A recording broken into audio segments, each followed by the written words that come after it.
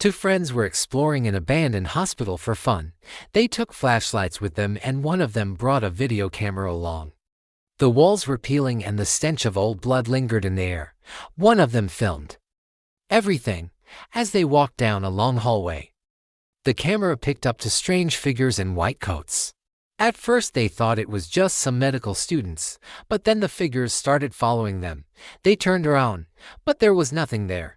Then they heard the screech of metal on metal, like a hospital bed being wheeled across the floor.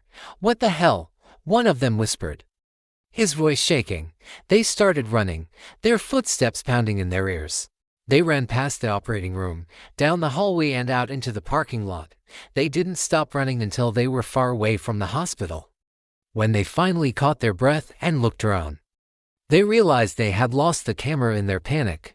"I hope that thing doesn't have a memory card," one of them said, his face pale.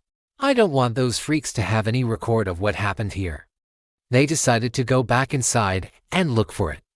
As they walked back into the hospital, the same hallway they had come from, they saw the camera lying on the ground. It was recording. They watched in horror as their own footsteps were imprinted on the screen, slowly being erased by the darkness. Then a pair of doctor's shoes stepped into view, moving closer and closer to the camera. They tried to stop the recording, but their hands were shaking so badly that they couldn't find the right buttons.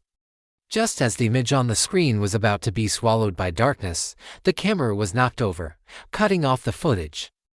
When they got home, they put the tape into a VCR and played it back. At first, it was just static, but then the image started to form. They gasped in horror. On the screen, they were tied to operating tables, their hands and feet secured with leather straps. Tall, shadowy doctors surrounded them, their faces hidden in the darkness. The worst part was that the recording was still rolling. The doctors started moving closer to the camera, their eyes gleaming with a strange light. The friends huddled together on the couch, too scared to move.